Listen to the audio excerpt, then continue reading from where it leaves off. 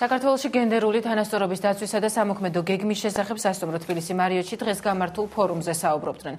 ორდღიანი შეხვედრას პარლამენტის გენდერული თანასწორობის საბჭოთა გაეროს პროექტის გაეროს ინიციატივა გენდერული თანასწორობის მხარდასაჭერად საქართველოში წარმომადგენლები უძღვებიან. გაერთიანებული ერების ორგანიზაციის ინიციატივა საქართველოს მთავრობასთან და სამოქალაქო სექტორთან გენდერული თანასწორობის პრობლემის განხილვას გულისხმობს. ამ მიზნით შეხვედრა დღეს 6 საათზე პარლამენტშიც არის დაგეგმილი, ფორუმი კი ხვალდასრულდება. დღევანდელი კონფერენცია არის ეროვნული ფორუმი რეალური გენდერული თანასწორობისათვის საქართველოში წინ მიმავალი გზები 2015 წელი. რეალურად 1000 წლეულის მიღწევის ერთ-ერთი მთავარი ამოცანა, რომელსაც საერთაშორისო გაეროს ყველა ორგანიზაცია აღიარებს, არის ქალთა თანაბარი მონაწილეობა ცხოვრების ყველა სფეროში. ჩვენ ეს პროგრამა 2006 წელს შევიმუშავეთ და მას მერე ვაგვირდებით. მასზე ყოველწლიურად ვმსჯელობთ. ჩვენი პროგრამა, რომელიც საქართველოს მთავრობას წარუდგინეთ, განხილულია.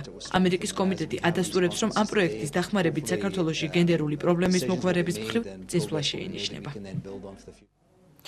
თბილისის საკრებულოს წევრებმა საქველმოქმედო ღონისძიებაში მიიღეს მონაწილეობა ფონდმა ალილომ თბილისში მცხოვრებ სოციალურად დაუცველ და მრავალშვილიან ოჯახებს ტანსაცმელი, ფეხსაცმელი და საყოფაცხოვრებო ნივთები გამოუყო.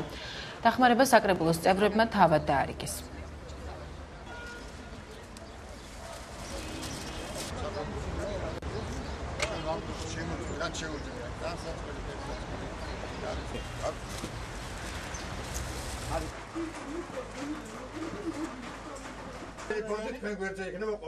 ეს არის შემოწირულობანი, რომელიც ჩვენ ვაგროვებთ თბილისის მოსახლეობაში, ვახარისხებთ მათ და შემდეგ მიგვაქვს დაჭირებულ ოჯახებში ჩვენ საკრებულოსთან მოვედით პირველად და ვთხოვეთ, რომ ჩვენი შემოწირულობა შემოეტანა და ჩვენ აქციაში მიიღოთ მონაწილეობა.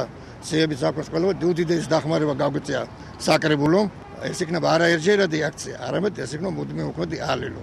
ეს არის აქცია, რომელსაც ატარებს საკრებულო. საკრებულოს ყველა დეპუტატი დაახლოებით 2 კვირის წინ მოგმართეს ამ ორგანიზაციამ, საქველმოქმედო ორგანიზაცია ალილომ და მათმა, ასე ვთქვათ, მათ აქვს საკმაოდ დიდი ნუსხა იმ ადამიანებისა, იმ ოჯახებისა, რომლებიც სოციალურ დახმარებას საჭიროებენ და დღეს დაახლოებით 9-10 ოჯახში წავა ეს სოციალური დახმარება. 5 შვილი მყავს და მარტო ხელა ვარ მე და აი როგორ ვთქვათ, ერთად-ერთხელ მივედით თხოვეთ დახმარება და როგორც ხედავთ, რომ იმის შემდეგ არ შეგვიწუხებია და იმედიც არ გაგვიწურებია და მოგძანდნენ დაგვაფასეს და მე მგონი პირველი და უკანასკნელი არ იქნება. საქართველოში სამშენებლო ეკოლოგიური კატასტროფის შესახებ პროფკავშირთა ოფისში პრესკონფერენცია გაიმართა. ასოციაციამ საშენი მასალები და მშენებლობა ფალსიფიკაციის გარეშე შეხვედრაზე სამშენებლო მასალების და ახლად აშენებული კორპუსების ფალსიფიკაციის თემები განიხილა.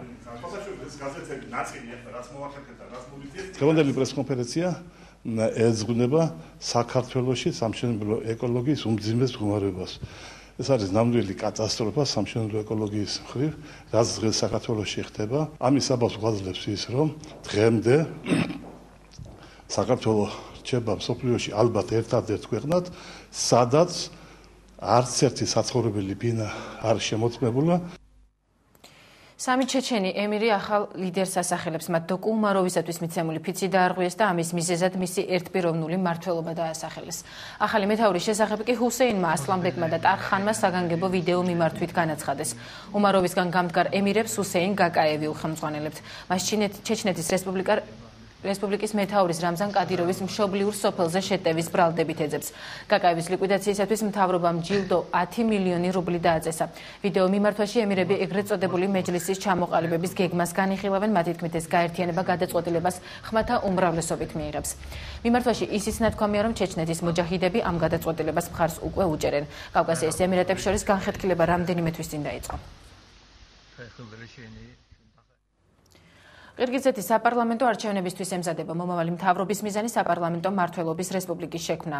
ახალი მოდელით პრეზიდენტის ინსტიტუტი ნომინალური იქნება და ძალაუფლება მთლიანად მთავრობის ხელმძღვანელს გადაეცემა. არჩევნებში გამარჯვებისთვის ერთმანეთზე 7 ოლქში 29 პარტია დაუპირისპირდება. პოლიტიკური არასტაბილურობისა და ეთნიკური დაპირისპირების შემდეგ ყირგიზეთში კვირას საპარლამენტო არჩევნები ჩატარდება. საერთაშორისო დამკვირვებლები იმედოვნებენ, რომ ცენტრალური აზიის ისტორიაში ეს იქნება პირველი თავისუფალი და სამართლიანი არჩევნები. დროებითი მთავრობის მიზანი საპარლამენტო მმართველობის რესპუბლიკის შექმნაა, სადაც პრეზიდენტი ნომინალური იქნება და ძალაუფლება მთლიანად მთავრობის ხელმძღვანელს გადაეცემა. 120 ადგილიან პარლამენტში შესასვლელად ერთმანეთს 29 პარტია დაუპირისპირდება. ანალიტიკოსების აზრით რეალური შანსი მხოლოდ რამდენიმე მოძრაობას აქვს. პარლამენტში შესასვლელად თითოეულმა პარტიამ 5%-იანი ბარიერი უნდა გადალახოს. ყირგიზეთის მომავალმა მთავრობამ სახელმწიფოში სიტუაციის სტაბილიზაციაზე უნდა იზრუნოს. ყურმანბეგ ბაკიევის გაძევების შემდეგ ქვეყანაში პოლიტიკური კრიზისი დაიწყო. ზაფხულში ყირგიზებსა და უზბეკებს შორის ეთნიკურ დაპირისპირებას 400 ადამიანი შეეწირა. არჩევნებში გამარჯვების ყველაზე დიდი შანსი პარტიებს ალ-შუმკარს, არნასიმსა და ატაჟურთს აქვს. ყველა პარტიას თანაბარი შანსები გვაქვს, მათ შორის ჩვენ პარტიასაც იმედი გვაქვს, რომ წარმატებას მივაღწევთ. თუმცა ყველაზე ძლიერ კონკურენტად პარტია ატაჟურთი სახელდება, რომელსაც მოწინააღმდეგეები ყოფილი პრეზიდენტის, ბაკიევის ფავორიტსა და მის მიერ დაფინანსებულს უწოდებენ. ჩვენი პარტია მხოლოდ ერთი ადამიანის საკუთრება არ არის. ეს არის ერთიანი გუნდისა და მასში შემავალი თითოეული ადამიანის პარტია. თქვენ ქმნით პარტიას და ამისთვის დიდ მადლობას გიხდით. აღსანიშნავია, რომ შეერთებული შტატებისთვის ყირგიზეთი მნიშვნელოვანი სტრატეგიული ქვეყანაა, რადგანაც იქ მანასის ბაზა მდებარეობს, საიდანაც ავღანეთში მყოფი სამხედრო ძალები მარაგდება. ჩრდილოეთ კორეის ლიდერს უმცროსი ვაჟი კიმ ჩენ უნი შეცვლის ინფორმაცია მმართველობის მემკვიდრეობით გადაცემის შესახებ ქვეყნის პოლიტბიურომ ოფიციალურად დაადასტურა.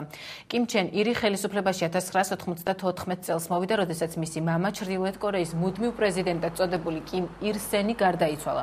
კიმ ჩენ უნის ოფიციალურ მემკვიდრედ დასახელების აღსანიშნად დღეს ფხენიანში საზეიმო ცერემონია გაიმართება. სხვადასხვა ღონისძიებებს სამხედრო აღლუმი დაასრულებს, მას უკვე ქვეყნის ახალი ლიდერი ჩაიბარებს.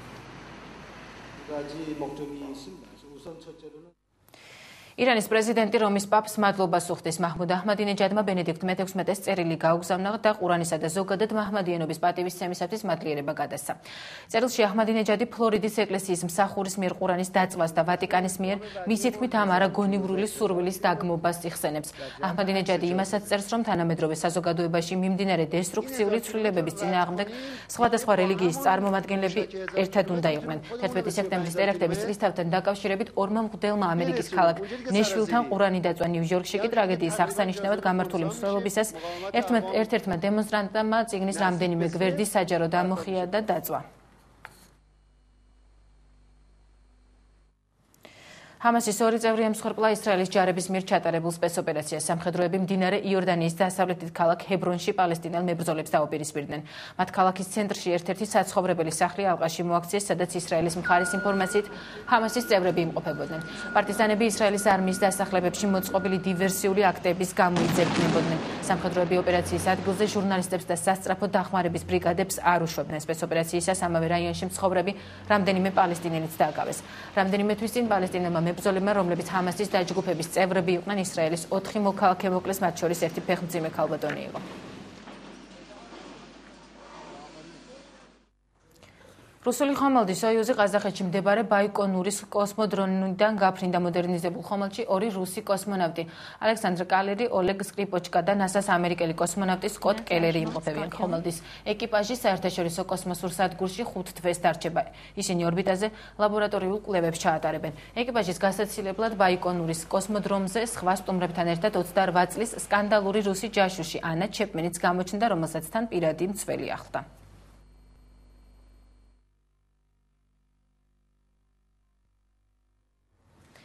აზიაში გადაუღებელი წვიმები გრძელდება. ჩინეთის სამხრეთი პროვინციებიდან წყალდიდობის გამო 213 ადამიანის ევაკუაცია გახდა საჭირო. სტიქიის შედეგად ერთი მცხოვრები დაიღუპა, 3 კი დაკარგულად ითვლება. წყალდიდობამ განსაკუთრებით ჰაინანის პროვინცია დააზარალა. 550 სოფლის მოსახლეობა იძულებული გახდა საცხოვრებელი სახლები დაეტოვებინა. წყალდიდობა სამხრეთ-დასავლეთ აზიაშიც, მათ შორის ინდონეზიასა და ვიეტნამში. სტიქიას 140 ადამიანი ემსხვერპლა. განსაკუთრებით მძიმე მდგომარეობა კი ინდონეზიის დასავლეთ პროვინციაში პაპუაშია. წყალდიდობისა და მეწყერის შედეგად ათეულობით სახლი მთლიანად დაინგრა და გზები დაიტბორა. რეგიონში 91 ადამიანი დაიღუპა, 100 მეტი კი უგზო-უკლოდ დაკარგულად ითვლება. 150 ჰოსპიტალიზებულია. 2010 წლის ნობელის ლაურეატი მშვიდობის დარგში პატიმარი გახდა. ჩინელი დისიდენტი ლიუ სიაობო სასჯელს ამ დრომდე იხდის, თუმცა შვედეთის ნობელის კომიტეტმა მისი 8 წლი უკვე დააფასა. ის ადამიანის უფლებების დაცვის 20 წლიანი ბრძოლისთვის შეარჩიეს. მწერალი და უნივერსიტეტის ყოფილი ლექტორი სიაობო ხელისუფლების დამხობის წაქეზების ბრალდებით ჩინეთის ერთ-ერთ ციხეში 11 წლიან სასჯელს იხდის. 2008 წელს მან სხვა აქტივისტებთან ერთად ქარტია შეადგინა, რომლითაც ქვეყანას მრავალპარტიურობისა და სიტყვის თავისუფლების დაცვისაკენ მოუწოდებდა. პრემიის გადაცემის ოფიციალური ცერემონია ოსლოში 10 დეკემბერს გაიმართება. ჩინეთის საგარეო საქმეთა სამინისტრო ნობელის კომიტეტის გადაწყვეტილებით უკმაყოფილება საგარეო უწყებას მიაჩნია, რომ დისიდენტის დაჯილდოება ნობელის პრინციპებს ეწინააღმდეგება.